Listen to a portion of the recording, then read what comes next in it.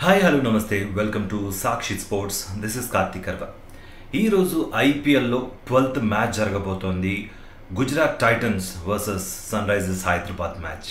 ఇది కూడా sun Risers Hyderabad వాళ్ళు నరేంద్ర మోదీ స్టేడియం అహ్మదాబాద్ వెళ్ళి మరి వాళ్ళతో ఆడుతున్నారు. ఈ మ్యాచ్ అనేది చాలా ఉత్కంఠ రేపుతోంది. ఎందుకంటే గత మ్యాచ్ ముంబై ఇండియన్స్ మీద గెలిచిన ఉత్సాహంతో ఎస్ఆర్హెచ్ అహ్మదాబాద్ వెళ్ళింది. నరేంద్ర మోదీ స్టేడియం వేదికగా ఈ మ్యాచ్ జరగబోతోంది. అండ్ గుజరాత్ టైటన్స్ చెన్నైతో జరిగిన మ్యాచ్లో ఓడిపోయి ఈ మ్యాచ్లో ఎలాగైనా గెలవాలనే కసితో అడుగు పెడుతోంది. మెయిన్గా పిచ్ విషయానికి వస్తే నరేంద్ర మోదీ స్టేడియం వేదిక ఈ మ్యాచ్ జరగబోతుంది కాబట్టి పిచ్ విషయానికి వస్తే ఈ పిచ్ అనేది బ్యాటింగ్ ఫ్రెండ్లీ పిచ్గా తెలుస్తోంది. స్టాట్స్ బట్టి ఖచ్చితంగా టాస్ ఇంపాక్ట్ అనేది ఉంటుంది. ఎవరైతే టాస్ గెలుస్తారో వారు పక్కా బ్యాటింగ్ తీసుకునే అవకాశం ఉంది. ఎందుకంటే ఇది ఆఫ్టర్నూన్ మ్యాచ్ కాబట్టి డ్యూ ఫ్యాక్టర్ ఉండే అవకాశం లేదు. బ్యాటింగ్ తీసుకుని డైరెక్ట్గా స్కోర్ బోర్డ్ మీద ఎక్కువ స్కోర్ ఉంచేసి వాళ్ళు అవతలి టీం మీద ఎక్కువ ప్రెషర్ చేసే అవకాశం కనిపిస్తోంది. స్టాట్స్ పరంగా తీసుకుంటే బ్యాటింగ్ బౌలింగ్ ఇరు జట్లకు అనుకూలంగా ఉండే పిచ్ ఇది. ఫ్లాట్ పిచ్, క్లీన్ 200+ స్కోర్ చేసే అవకాశం ఉంది అన్నట్టుగా కూడా స్టాట్స్ అయితే చెప్తున్నాయి.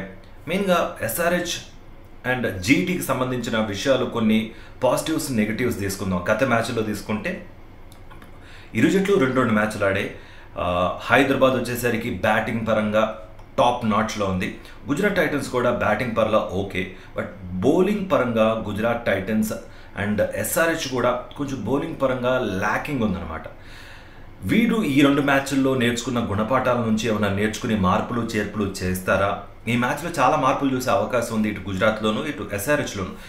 మెయిన్గా ఫస్ట్ మ్యాచ్లో ఎస్ఆర్హెచ్ దాదాపు క్లాసన్ వల్ల దాదాపు టార్గెట్ దగ్గర వరకు వచ్చింది. లాస్ట్ ఓవర్లో ఓడిపోయిన సందర్భం ఆల్రెడీ చూసాం. క్రితం మ్యాచ్ ముంబై ఇండియన్స్తో ఎలాంటి స్కోర్ చేసిందో, అది కూడా ఫస్ట్ బ్యాటింగ్ చేయటం వల్ల ఎలాంటి స్కోర్ చేసిందో ఆల్రెడీ మనం చూసాం. మెయిన్గా ఇక్కడే ఎస్ఆర్హెచ్కి సంబంధించిన బ్యాటింగ్ ఆర్డర్లో మార్పులు చేర్పులు చోటు చేసుకునే అవకాశం ఉందంటే మ్యాక్స్ మార్పులు చేర్పులు చేసుకునే అవకాశం లేదు. ఒకవేళ మయాంక్ అగర్వాల్ అంత ఫామ్లో లేకపోయినా కూడా ఇంకా 2-3 అవకాశాలు ఇచ్చే అవకాశం కనిపిస్తోంది. త్రిపాఠిని తీసుకొస్తారా, లేకపోతే ఆల్రెడీ టీమ్ సెట్ అయి ఉంది బ్యాటింగ్ పరంగా చూసుకుంటే మ్యాక్స్ చేంజెస్ ఉండే అవకాశం లేదు. మయాంక్ అగర్వాల్ని ఒకవేళ చేంజ్ చేస్తే త్రిపాఠి కానీ లేకపోతే వాషింగ్టన్ సుందర్ని తీసుకొచ్చే అవకాశం ఉంది. ఎందుకంటే లెఫ్ట్ అండ్ రైట్ కాంబినేషన్ ఉండే అవకాశం లా కాకుండా, అంటే అభిషేక్ శర్మ ఆల్రెడీ ఓపెనింగ్ చేస్తాడు, టాప్ నాట్స్లో ఉన్నాడు అండ్ ఫుల్ ఫామ్లో ఉన్నాడు కాబట్టి, బట్ మ్యాక్స్ చేసే అవకాశం లేదు. మయాంక్ అగర్వాల్ కొంచెం కుదురుకుని ఈ మ్యాచ్తో విజృంభిస్తే అంతకన్నా ఇంకేముంది, ఆ ప్లేస్ను సుస్థిరం చేసేసుకుంటాడు. బౌలింగ్ విషయానికి వస్తే మెయిన్గా ఎస్ఆర్హెచ్ టీంలో బౌలింగ్ కొంచెం ల్యాకింగ్ ఉంది. మనం ఆల్రెడీ లాస్ట్ మ్యాచ్లో ముంబై ఇండియన్స్ మ్యాచ్లో చూసాం. ఇటు ప్యాట్ కమిన్స్ బాగానే చేశాడు, జయదేవ్ ఉనత్కర్ బాగానే చేశాడు. అండ్ ఈ మ్యాచ్లో నటరాజన్ వచ్చే ఛాన్సెస్ ఉన్నాయి అన్నట్టుగా కూడా కనిపిస్తోంది. ఒకవేళ నటరాజన్ వస్తే ఇటు లెఫ్ట్ అండ్ రైట్ కాంబినేషన్, భువి కూడా ఎంత స్వింగ్ చేస్తాడో తెలుసు. లెఫ్ట్ అండ్ రైట్ కాంబినేషన్లో మన ఎస్ఆర్ఎస్ టీం అనేది కొంచెం సెట్ అయ్యే అవకాశం కనిపిస్తోంది. ఒకవేళ నటరాజన్ వచ్చేస్తే ప్రాబ్లం ఏముండదు. ఒకవేళ నటరాజన్ ఈ మ్యాచ్కి అందుబాటులో లేకపోతే వాషింగ్టన్ సుందర్ని ఒక ఆప్షన్గా తీసుకునే అవకాశం ఉంది. ఎందుకంటే Washington Sundar he can bat and bowl, is an all rounder అనమాట. అండ్ మెయిన్గా గుజరాత్ టైటన్స్లో కూడా దాదాపు మిడిల్ ఆర్డర్ బ్యాటింగ్ అనేది కొంచెం ప్రాబ్లమెటిక్గా ఉంది. వాళ్ళు ఒకవేళ గిల్ కనుక మంచి నాక్ ఇస్తే ప్రాబ్లం లేదు, సూపర్ స్టార్ట్ ఇస్తే ప్రాబ్లం లేదు.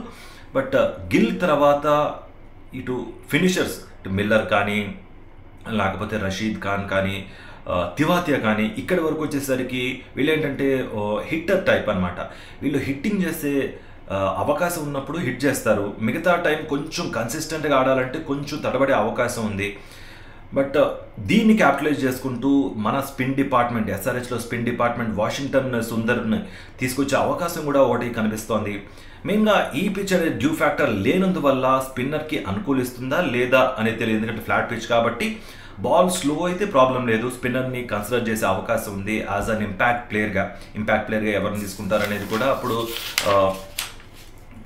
పెద్ద చర్చనీయాంశంగా మారింది. ఇప్పుడు టువర్డ్స్ గుజరాత్ టైటన్స్ వచ్చేసరికి శుభ్మన్ గిల్ ఓపెనింగ్ ఫుల్ ఫామ్లో ఉన్నాడు, ఆడితే ప్రాబ్లం లేదు. ఒకవేళ ఆడకపోతే ఏంటి పరిస్థితి?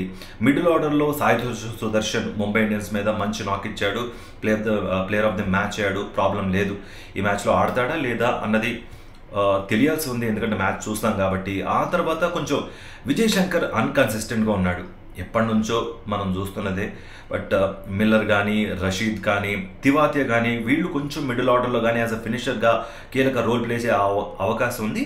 మెయిన్ ఇక్కడ కొంచెం ఆ ఫస్ట్ కానీ సెకండ్ ఆర్డర్ని రీప్లేస్ చేసే విధంగా అటు ఆల్రెడీ మన కేన్ మామ్ ఉన్నాడు, ఎస్ఆర్హెచ్ నుంచి వెళ్ళిన కేన్ విలియమ్సన్ని తీసుకొచ్చే అవకాశం ఏమన్నా ఉందా అన్నది కూడా ఇప్పుడు చర్చనీయాంశంగా మారింది. దాంతోపాటు ఒకవేళ కేన్ని కన్సిడర్ చేయకపోతే మాథ్యూ వేడ్ ఒక లెఫ్ట్ హ్యాండ్ కాంబినేషన్ కూడా తీసుకొచ్చే అవకాశం ఉంది. మరి చూడాలి ఇద్దరిలో ఇంపాక్ట్ ప్లేయర్ కింద ఎవరినైనా తీసుకొచ్చి ఆ తర్వాత బౌలింగ్ ఆప్షన్ ఏమైనా చేంజ్ చేస్తారా అన్నది. ఇటు బౌలింగ్ డిపార్ట్మెంట్కి వచ్చేసరికి Gujarat Titans compare to SRH వచ్చేసరికి చాలా వీక్గా ఉంది. ఇటు స్పిన్నర్స్ రషీద్ ఖాన్ కానీ లేకపోతే సాయి కిషోర్ కానీ స్పిన్ విభాగం వీళ్ళు లీడ్ చేస్తున్నారు. రషీద్ ఖాన్ ఇప్పుడు కాకపోయినా మెల్లమెల్లగా కుదురుకుంటాడు, is a wicket taking bowler అనమాట. మోహిత్ శర్మ కన్సిస్టెంట్గానే బాగానే వేస్తున్నాడు, కొంచెం పొదుపుగానే వేస్తున్నాడు. బట్ ఉమేష్ యాదవ్ ఆ రిథమ్ పట్టుకోవడంలో కొంచెం ప్రాబ్లమెటిక్గా ఉంది. ఒకవేళ ఉమేష్ యాదవ్ను చేంజ్ చేసే అవకాశం ఉంటే ఎవరిని కన్సిడర్ చేస్తారు అన్నది కూడా ఇప్పుడు కొంచెం ప్రశ్నార్థకంగా మారింది. మరి చూడాలి. మరి ఒకవేళ కంపేర్ చేసుకుంటే ఇటు బ్యాటింగ్ పరంగా గుజరాత్ టైటన్స్ కన్నా ఎస్ఆర్హెచ్కే బీభత్సమైన బ్యాటింగ్ ఏంటంటే ఆర్డర్ ఉంది. అక్కడ ఆల్రెడీ మయాంక్ అగర్వాల్ని పక్కన పెడితే ఇటు ట్రావిస్ హెడ్ కానీ, అభిషేక్ అగర్వాల్ కానీ, క్లాసన్ కానీ, మెయిన్ ముఖ్యంగా క్లాసన్ కానీ, ఎయిడెన్ మార్క్రమ్ కానీ, ఇటు ప్యాట్ కమిన్స్ ఒకవేళ వాషింగ్టన్ సుందర్ని తీసుకుంటే అక్కడి వరకు దాదాపు 7-8 వరకు బ్యాటింగ్ ఫుల్ స్వింగ్లో ఉంటుందన్నమాట. బ్యాటింగ్ పరంగా టాప్ నాచ్లో ఉంది Sunrisers Hyderabad compare to Gujarat Titans అనమాట. బౌలింగ్ పరంగా చూసుకుంటే ఇక్కడ స్పిన్ విభాగంలో రషీద్ ఖాన్ ఉన్నాడు ఇది గుజరాత్ టైటన్స్కి. ఇక్కడ వాషింగ్టన్ సుందర్ లేకపోతే స్పిన్ అనేది చాలా వీక్గా ఉంది. ఈ పిచ్ మీద స్పిన్ కీలక రోల్ పోషించే అవకాశం లేనప్పటికీ కూడా ఒకవేళ స్పిన్నర్ను ఆప్షన్గా తీసుకుంటే బాల్ కొంచెం స్లో డౌన్ చేసి ఆ రిథమ్ని కొంచెం డిస్టర్బ్ చేసే అవకాశం ఉంది బ్యాట్స్మెన్స్ సంబంధించిందా.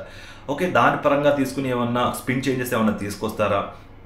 ఆల్రెడీ బౌలింగ్ పరంగా ఆల్రెడీ భువీ ఉన్నాడు, ప్యాట్ కమిన్స్ ఉన్నాడు, దాని తగ్గట్టుగా నటరాజన్ వస్తే నటరాజన్ ఇంక్లూడ్ చేసే అవకాశం ఉంది. మరి చూడాలి మరి ఏంటి.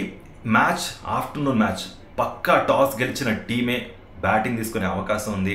టాస్ అనేది చాలా కీలకం కాబోతోంది. బేస్డ్ ఆన్ ద పిచ్ కాదు, ఎవరైతే బ్యాటింగ్ చేస్తారో వాళ్ళు స్కోర్ బోర్డ్ మీద మంచి టార్గెట్ ఫిక్స్ చేసి అవతల వాళ్ళని ప్రెషర్ చేసే అవకాశం కనిపిస్తోంది. బ్యాటింగ్ పరంగా మనం ఆల్రెడీ తెలుసు కాబట్టి చూడాలి మరి. ఈరోజు మధ్యాహ్నం మ్యాచ్ 3:30 స్టార్ట్ కాబోతోంది నరేంద్ర మోదీ స్టేడియం వేదికగా. రిజల్ట్ కోసం వెయిట్ చేద్దాం.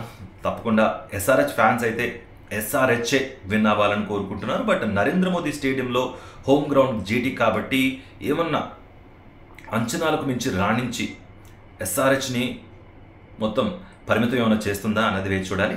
This is Karthik signing off. Stay tune to Sakshi.